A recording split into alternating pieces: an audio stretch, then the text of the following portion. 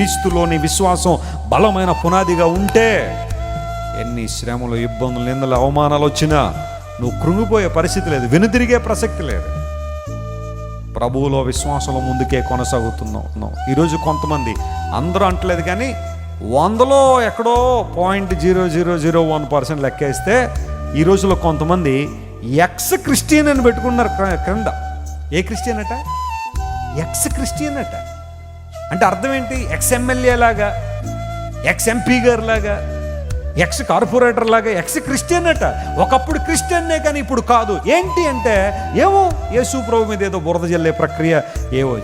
నేను చెప్తున్నాను మాట, ఒక గ్లాసు మీద నువ్వు బురద జల్లినంత మాత్రాన అది ఉండేది కాదు, అది కింద పడిపోతుంది. యేసయ్య మీద బురద జల్లడానికి చాలామంది ఏవో ప్రలోభాలకు లోనయ్యో లేకపోతే మరొక ఉద్దేశాలు ఉండొచ్చేమో, కానీ దేవుని సేవకునిగా చెబుతున్నాను, నా యేసయ్యకు బురద అంటించే వాళ్ళు ఎవరు భూమి మీద లేరు, అంటించలేరు. ఎందుకోసం తెలుసా? ఆయన పాప రహితుడో, పాపం లేనివాడు ఆయన.